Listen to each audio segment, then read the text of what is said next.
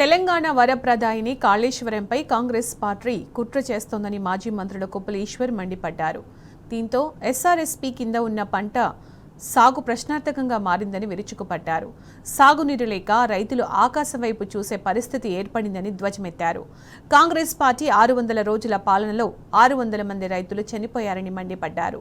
Peddapalli BRS భవన్లో కొప్పుల ఈశ్వర్ మాట్లాడారు.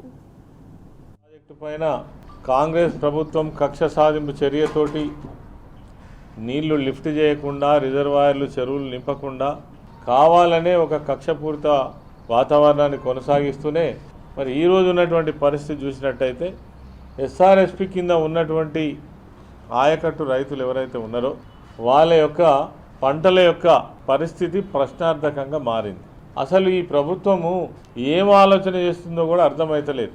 ఒకవైపు ఏమో వర్షాలు రావడం లేదు, రైతులేమో నార్లు పోసుకున్నారు, కొన్ని నార్లు ఎండిపోయినాయి, తర్వాత ఇప్పటికీ నార్లను బతికించుకొని వాళ్ళు నాట్లు వేసుకున్నారు. ఇలా ఖచ్చితంగా నీళ్ళ కోసం ఎదురు చూస్తున్నటువంటి పరిస్థితి. ఇటు వర్షాలు రావట్లేదు, ఉన్న ప్రభుత్వం ఏమో ఒకవైపు గోదావరిలో నీళ్లు ఉండి ప్రాజెక్టు దగ్గర, కాళేశ్వరం ప్రాజెక్టు దగ్గర 1,40,000 పైచిలకు క్యూసెక్కుల నీళ్లు ప్రవాహం పోతున్నప్పటికీ కూడా వాటిని పంపు చేసి మరి యావత్ రాష్ట్రానికి నీళ్ళు ఇద్దామనేటువంటి ఆలోచన మాత్రం చేస్తలేదు. ఇది కావాలనే కక్షపూరితంగానే చేస్తున్నదనేది ఇలా రైతాంగానికి అందరికీ కూడా అర్థమైపోయింది.